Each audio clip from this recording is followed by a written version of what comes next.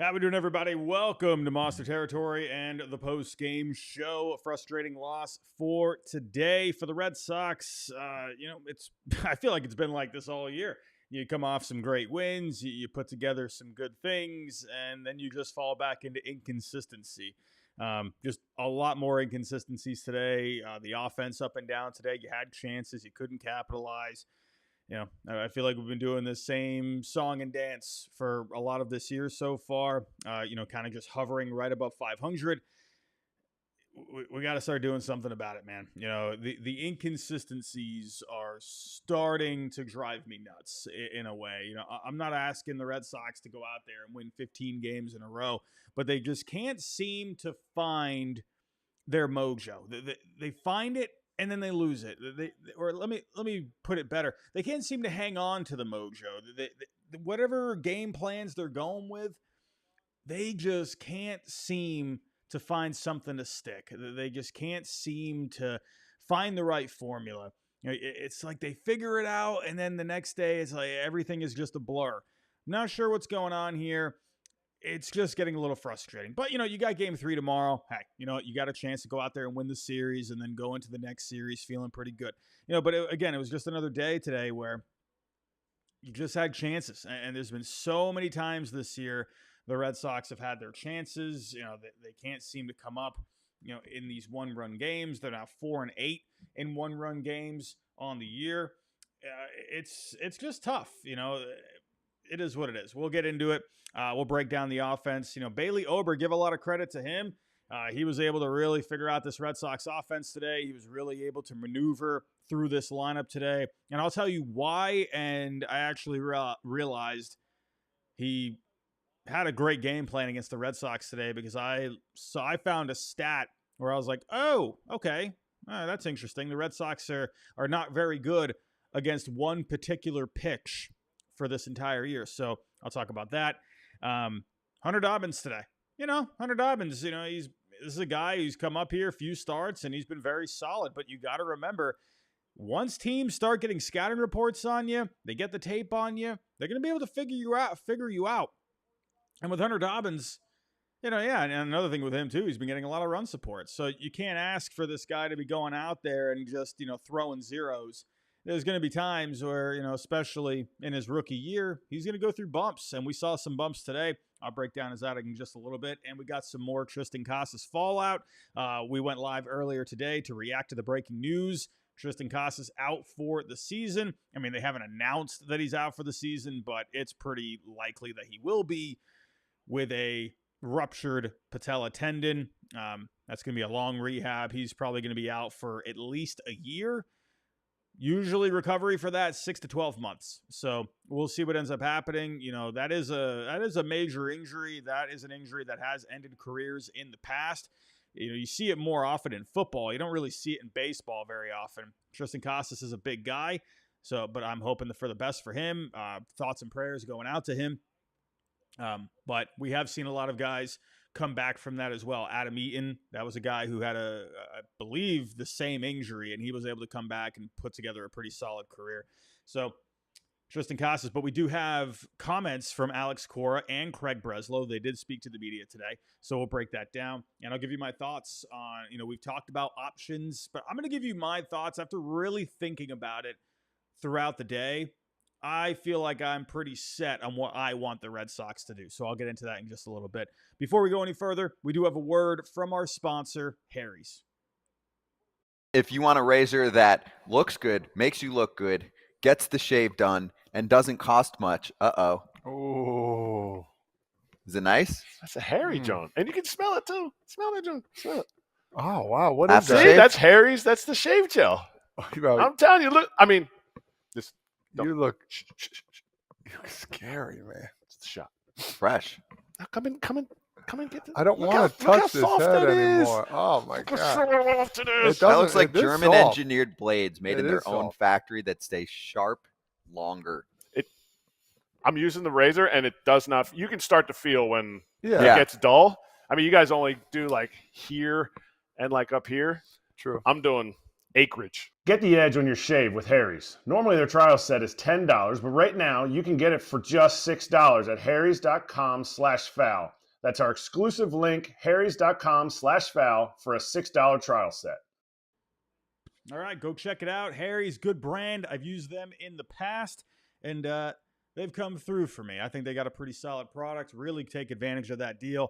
Very solid. But let's get to the offense here. Let's get to it. Let's get to the nitty-gritty. I felt like they were on the verge of doing a few good things today. Just not able to capitalize. 9 strikeouts on the day, 2 for 8 with runners in scoring position. On the year, the Red Sox have not been great on the year when it comes to runners in scoring position. Now, they have a pretty decent WRC plus, 107 WRC plus with runners in scoring position on the year. That is 12th overall in the major leagues. But when it comes to batting average, they're 18th in batting average with runners in scoring position, 241 on the year so far, hitting 241 on the year so far. So that tells me, when they have taken advantage of runners in scoring position, they've done a lot of damage, but doing it on a consistent basis, you need to see that more often. It feels like so many times where there's games where they're coming up great, they're coming up big, they're getting the job done, but then there's games like today where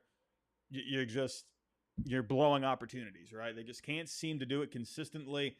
It is what it is. But this year, Bailey Ober, give him a lot of credit on the day. He maneuvered through this lineup very well today, and the one pitch that was key for him was the changeup. All day, the Red Sox just felt like they were off balance. He was just kind of, like I said, just working his way through, doing what he could, keeping this Red Sox team off balance. And the changeup, that actually was a pretty key pitch for him today. And this year, the Red Sox, they are 22nd in Major League Baseball when it comes to runs above average against changeups, which basically means they haven't done very well against that pitch. So Bailey Ober today, he had a good game plan. He went very heavy with the changeups, led with the fastball mostly, but the changeup, that was a very heavy secondary pitch for him on the day. Now, you did get good days from, Jarren Duran, Raffy, Romy, but in the end, you got to get a complete lineup. It will be nice to get Christian Campbell back in the lineup. I would imagine he's going to be back in the lineup tomorrow or for the start of the next series. We'll see. But the Red Sox, they did put some things together today. Third inning, Duran had the double. Devers with the base hit that made it 1-0. Bregman had the walk after that. So here's an example of a runner in scoring position. But Wilyer stranding Devers with the pop out. 7th inning, they had something going there. Wong got hit by the pitch. Duran with the triple. This was after the rain delay. I can't even believe I haven't even mentioned that up to this point. What was like an hour and 10-minute rain delay? But you come out of it firing. Jarren Duran, stand-up triple. Guy's amazing when he runs. That scored Wong, and then Devers had the base hit. So that, we're able to get a little closer there. But the 8th inning, this is where you really come up short. Romy with the base hit. You had the miscommunication up the middle there between second and short. Hammy had the base hit there, but then Wong getting into the double play. It's, again, Connor Wong, this is, we saw this in the first couple of weeks before he went down. He just killed a lot of momentum, I just very much want Carlos Narvaez to be in this lineup. That's just me. But, that was a big rally killer right there. 9th inning, Seti with the leadoff base hit. Duran got him over to second base. But then Devers striking out. Wilyer with the pop out. It is what it is. I heard in the post game, someone asked, what are the thoughts on Wilyer Abreu lately? I feel like there's this thing with Wilyer Abreu as of late. Because I thought about it too. And when you take a look at the numbers over the last several games, last 7 games, 22 ABs. He's only hitting 227, but he's come up with some damage. He's got a 370 on base during that time, a 500 slugging over that time as well. 2 homers in the last 7 games. So he has been producing over the last little while. Now, over the last 15 games, remember, he went through a bit of a slump there. Over the last 15, he's hitting 189, a 396 slugging. So I think with Wilyer, you can see there has been some inconsistencies. You're not seeing the damage that he was doing in the first couple of weeks of the year. He was coming up in so many big spots. But again, he has been producing. It just hasn't been at a consistent level. So You would like for him to really start coming up in those big moments. But in the end, many missed opportunities. I think that 8th inning there, that was a killer. It is what it is. You can't have Alex Bregman putting the team on his back every single day. I'll even say this about Rafi Devers. Sure, Rafi had the good game today. Let me just check the final box score just to make sure I don't miss anything. 3 for 5 on the day, 2 RBIs. But you'd like for Rafi to start again. I sound like I'm so selfish here. I'm not trying to, but when I'm thinking Rafi in the 2 spot, I'm really looking for more damage there. I'm really looking for more production. Yes, he's been steadily getting the batting average back up. The OPS has been steadily climbing up, but 824 OPS, I'm looking for something in the 900s with Rafi. I believe the slugging is at a 450 right now. Yeah, got the double today, but I'm just looking for more. I'm looking for more pop out of him. I'm just looking for more overall production from Rafi. But again, you can't really knock on the bad game, but I am looking a little bit more power, That's just me with Rafi. It is what it is. But just again, you got to get this whole lineup, getting a bit more consistent. Is this something to do with the game plan? And it's crazy because after the Red Sox have good wins, you're thinking, all right, they got themselves right. They're good to go. And then they fall flat again. So it kind of just makes me think, what is the approach? Like, are we just kind of going in with the same approach every single game? Or are we making the adjustments game to game? That's what I'm wondering here. It's because it's just too many inconsistencies. I get it. Losses are going to happen. In the end, you're not going to have a great game every single game. Now, on to Hunter Dobbins, 5 2/3, 7 hits, 4 earned today. He just really, at the end of the day, just didn't have full command of his pitches. Now, the slider, that has been a good swing and miss for pitch for him on the year so far, but very hittable today. Average exit velo at 95 miles per hour. Only 9 splitters on the day today. I love me a Hunter Dobbins splitter. I want that usage to start coming up a little bit. He just felt a little too predictable today. Hung a slider over the plate to Clemens. Roger Clemens was in attendance today. How about that? But in the end, it just was one of those days with Dobbins, leaving stuff over the plate. Guys were getting hard hits off of him. Just didn't fully have his command today. All right, but he needs to, really what he lacked and what's done well for him is just getting more swing and miss. He just didn't get enough of that today. So, Hunter Dobbins, it is what it is. But really, not a bad day for him overall, not a terrible day overall. The offense, you want to see, and they have been picking up the slack for him. They've been giving him a lot of run support, but you'd like to see a little bit more today. It is what it is. Bernardino, he came in after him. He gave up another base hit there off of Larnach. They made it 4-1. Hung a sinker, not hung a slinker, but left a sinker a little too over the plate. So it is what it is. But, just overall, kind of a whatever day for the Red Sox today. Now, going into Game 3. Garrett Crochet is on the mound for tomorrow, going up against Chris Paddock. This is absolutely a winnable series at this point. Garrett Crochet, one of the top pitchers in baseball up to this point this year. 2.05 ERA, 50 Ks so far on the year, going up against Chris Paddock. Chris Paddock has had a bumpy start to the year so far. In his last start, he did pitch pretty well again. He's actually done okay in his last few starts. His first couple of starts were pretty messy overall. Against Cleveland, his last time out, 5 innings, 4 hits, 1 earned, only 2 strikeouts. So let's see what these Red Sox bats can do against him tomorrow. But when it comes to the experience against him, Rafi's got 4 ABs. He saw him pretty well, or he's seen him pretty well. Bregman, he's seen him okay. So there's been some guys that have gotten looks off of him. Now, with Garrett Crochet, I mean, really, none of these guys have had a whole lot of success, right? Christian Vasquez has a couple of hits against him. But other than that, not really a whole lot. This should be a win for the Red Sox tomorrow. But as we've seen a couple of times this year, a win that should happen hasn't happened a couple of times. So Crochet, hopefully he brings the noise tomorrow against the Twinkies. Now, moving on here.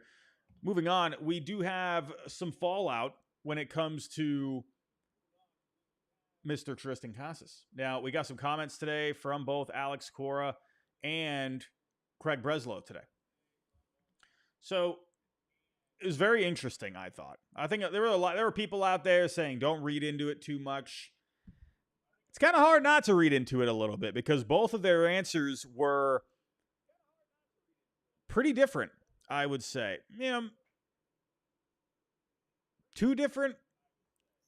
Or what's the word I'm looking for? Is it that they were different or... Let me just explain. With Craig Breslow, he basically said today all options are on the table. And it's funny because this all came out right after I got done with that stream earlier. He said all options are on the table. They're going to have discussions internally. The main focus right now is, focusing on Casas, taking care of him. But discussions will happen. But Cora, he came out and just flat out said, Raffy is not playing first base. He's the DH. Here was the quote. From my end right now, no. We asked him to do something in spring training. In the beginning, he didn't agree with it. Now he's very comfortable doing what he's doing. Like I told you guys in spring training, he's my DH. It's not delicate at all. We made a decision. We talked to him. He's a DH. Now, this is interesting. Now, I will say this. With Cora, he did say, from my end right now. We saw that in the offseason, right? Where, you kind of look at some of the choice of words.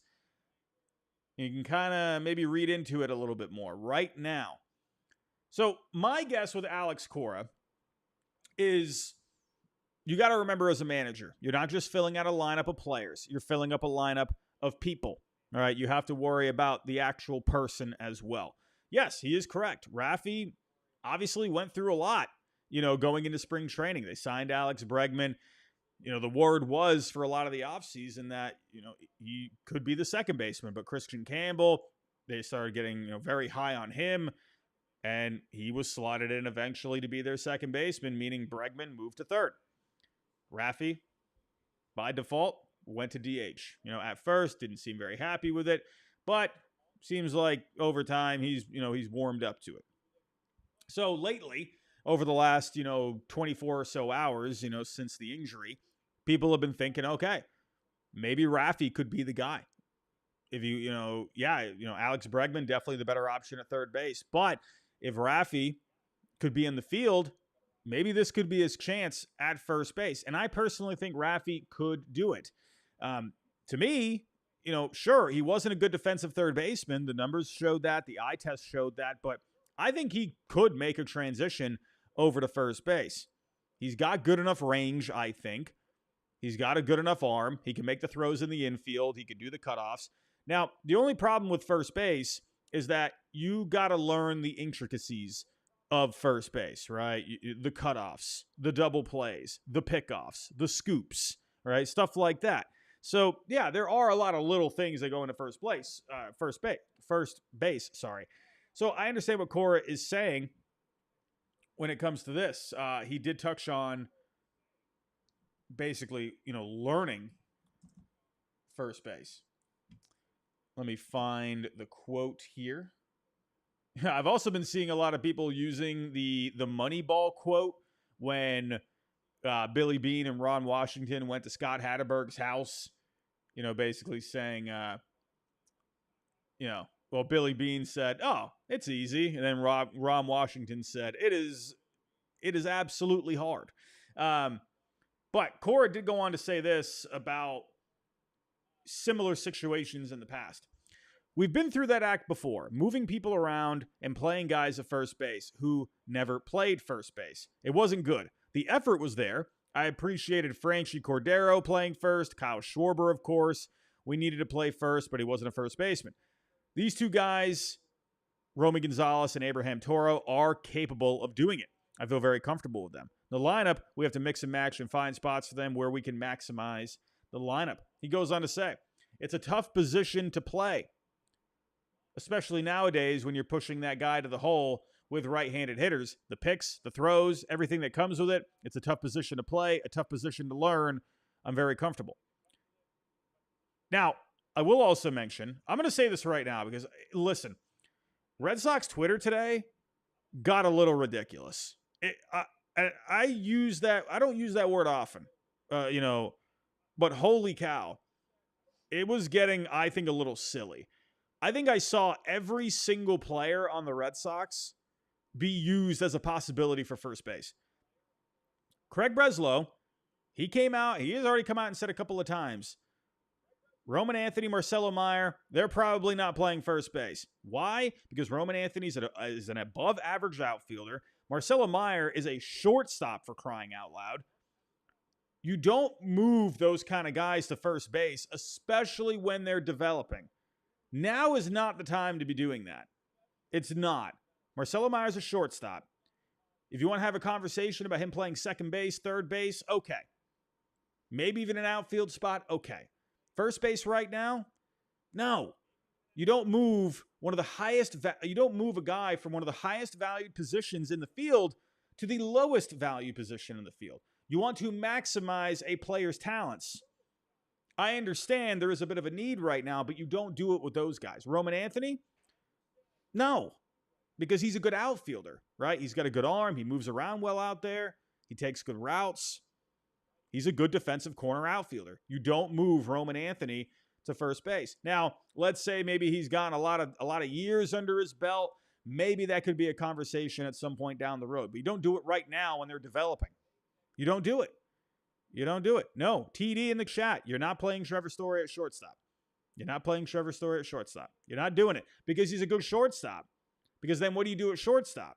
Now you're going to be weakening shortstop. You don't do it. You're not doing it. No.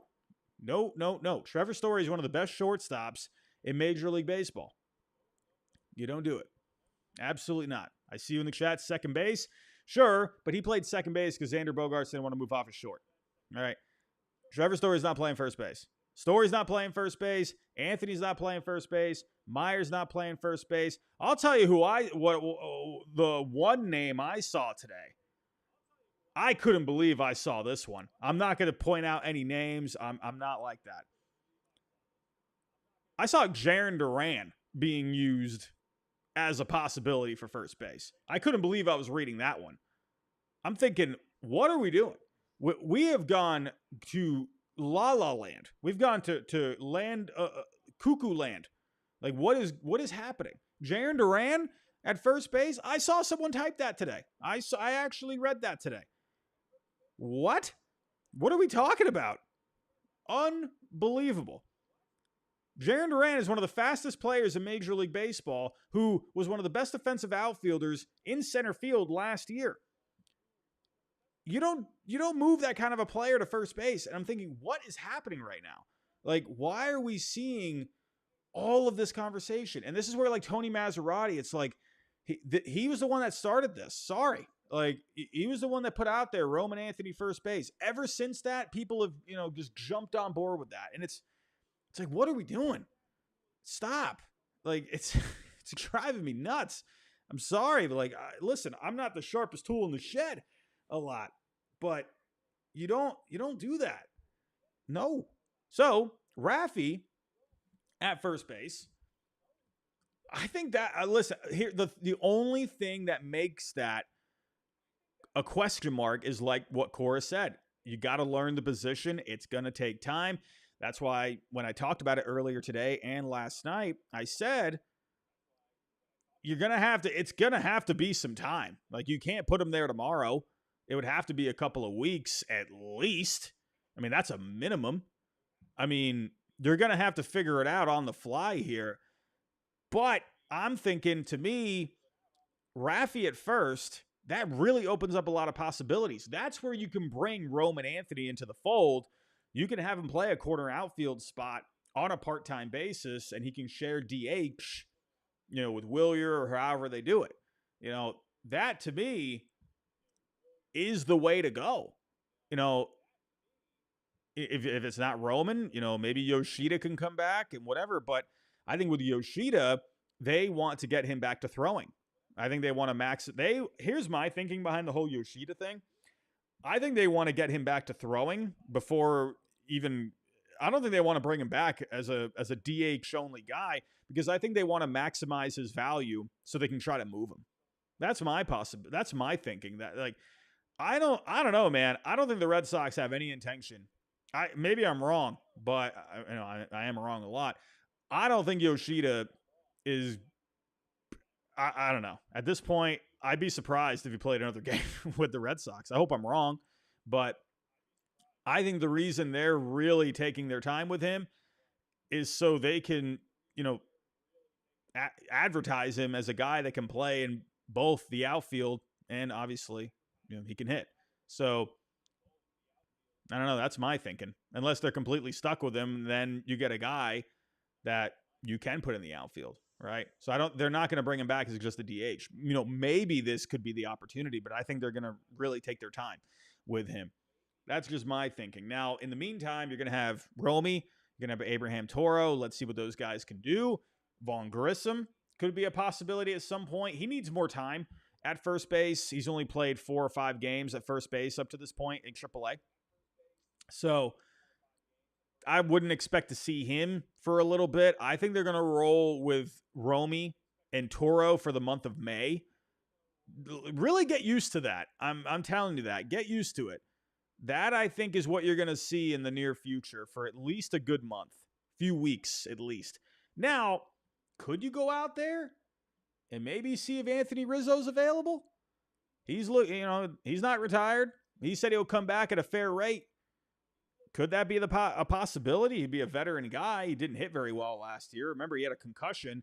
What was that, a couple of years ago? And since then, he just hasn't really been able to get himself going. But I don't know. I mean, the last we heard, we heard it from Ken Rosenthal, said he's fully healthy, remains eager to play. Anthony Rizzo started his career with the Red Sox. Could this be a full circle kind of a moment? I don't know.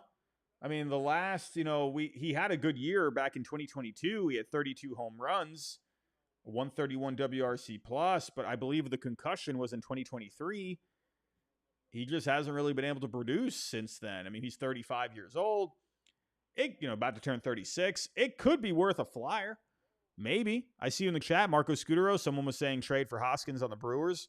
But that's another thing too. It's kind of hard to make trades right now because there's a lot of teams that are still hanging around in the mix. It's way too early. But then the teams that are for sure out of it, they're most likely not going to be trading their guys. Like I saw someone say Nate Lowe on the Nationals. I mean, sure, the Nationals, they're probably not going to be in it this year. But with Nate Lowe, that's a guy that's under control for them. So I don't see them moving him. The Rockies, there's Michael Toglia, but he's off to a terrible start. But he's under a lot of control. He had a lot of power last year. I don't think the Rockies are going to be moving him. Now, Chris Cotillo, he did mention some other guys in his article. He had Yuli Gurriel, Trey Mancini. I don't know. I don't really see that personally. I think they're going to be really sticking within the organization. I'm going to say this, again, give it a month. Then I think the Red Sox are going to wait for that market to open up a little bit. If Rafi is indeed not the move, personally, that's the way I would go. But I'm kind of thinking about it from really an MLB The Show point of view. If I'm, plugging and playing, I'm putting Rafi at first base and I'm calling up Roman Anthony and there we go. And now we move, right? But these are real people. This is not a video game. You got to understand with Rafi, he had that whole thing, right? Where he felt like communication wasn't very strong with the whole process, with the whole Alex Bregman thing. They got that calmed down. Do they really want to approach this now? Cora, I'm not surprised he made the statements that he did, being, I don't want to say defensive about it, but he basically just shot it down. He's sticking up for his guy because he knows how much attention that got. And it was a bit of a distraction for him. And, Rafi didn't like that. So he's got to keep the person happy. So I say right now, it is not on the table, right? Maybe in a month, hey, time can change. Things can happen. Talks can happen. We'll see. I'm not expecting Rafi at first base anytime soon if it does happen. You're going to be rolling with Romy, Abraham Toro, Vaughn Grissom is there. Nick Sogard's down there, Blake Sable, you got Connor Wong. I think Cora, though, wants to find a long-term answer. Now, I will say this. Cora could be saying what he's saying now. Give it a couple of weeks. You're not getting production at first base. You're thinking, oh, man, what do we do? I don't know. Maybe he decides at that point, all right, I got to talk to Rafi. We got to have a conversation, right? Who knows? Maybe even Rafi steps up and says something. You know, I will say this. On the broadcast today, Lou Merloni, he was talking. They sound, him and Dave O'Brien, they sounded pretty open to the idea of Rafi playing first base. So we'll see. But everybody, that's all I got for the breakdown here. Let me take a look here at the chat. What do we got going on here in the chat? Let's see what you guys are saying. TD, Rafi was the worst statistical third baseman for 5+ years. Imagine him being on first base. Personally, I don't really correlate third base and first base defense, really. I don't think Rafi had the, I don't think he, for some reason, Siri turned on my iPad, and now it's being annoying. I don't think Rafi had good enough range for third base, but I think his range would actually fit pretty well at first. I think when you're comparing the positions, I think he is a better fit at first base. That's just my thinking personally. He would have to learn the ins and outs of the positions, right? The cutoffs, the pickoffs, the double plays, everything that goes along with it. I do think, though, we've seen many times in the past, guys have made that transition from third base to first base. I've mentioned this before. Vlad Jr. Remember how big Vlad Jr. was at third base? He was able to make the move to first base. He has trimmed down over the last couple of years, but he did that. Pujols, Miguel Cabrera, Ryan Zimmerman, Kevin Youkilis. I know I'm forgetting someone else, but there are many examples of guys that played third base, and they ended up playing pretty solid. Something went wrong. Please try again. Oh, Siri is killing me. But that's what I'm thinking, right? Jonathan, call Roman up, send Rafaela down. Yeah, they're not gonna send Rafaela down. They're not gonna send him down. That's not gonna happen. With Rafaela, sure, with the bat, he is not going to be the strongest bat, but what I like about him is he's going to bring you speed in the lineup at the bottom of the order. So if he gets on for the top of the order, that's pretty nice. Having a guy like him on the base paths, he gives you great defense out in center field. Now, I will say, could you have the conversation where Duran goes to center and then Roman could go to left? I think that's a fair conversation to have at some point. I don't think right now. I say give it another month. We'll see. I see you in the chat. How far is Blaze Jordan? Yeah, he's still he's in Double-A. Yeah, he's not going to be an option anytime soon.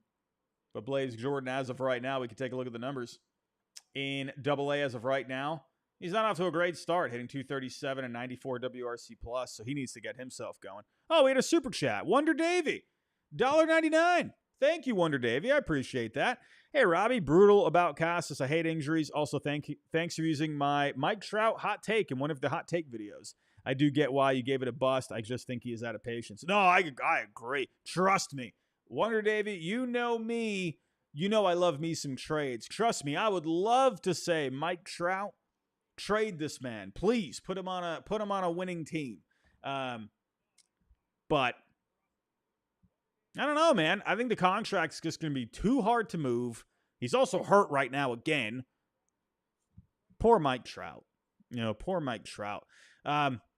Yeah, I just don't see him getting moved. I think if it does happen, it would be in the offseason. I think the contract is just too big to move during the season, especially with the injuries. I think, for him as well, offseason would be the more appropriate time. Obviously, he's a big-name player, so I think he would, if he did end up getting moved, I think he would want to be, he would want to have the chance to be able to settle down wherever he's going, figure out everything. You know what I mean? But Mike Trout, trust me, I would love for there to be a Mike Trout trade. I think that would be amazing. I just can't see it happening, at least as of right now. But Wonder Davy, thank you so much for the super chat. Really appreciate that. I actually just put out a hot take video like an hour ago. Go check that out. We talked about the Orioles in that one. I was excited to do that. But everybody, I'm out of here. Thank you for joining me today for the post game. We did 2 streams today, 2 streams on the channel. We'll be back here tomorrow for the season, or not the season finale, the series finale. So we'll see you tomorrow. Everybody, go enjoy the rest of your night, and I'll talk to you next time.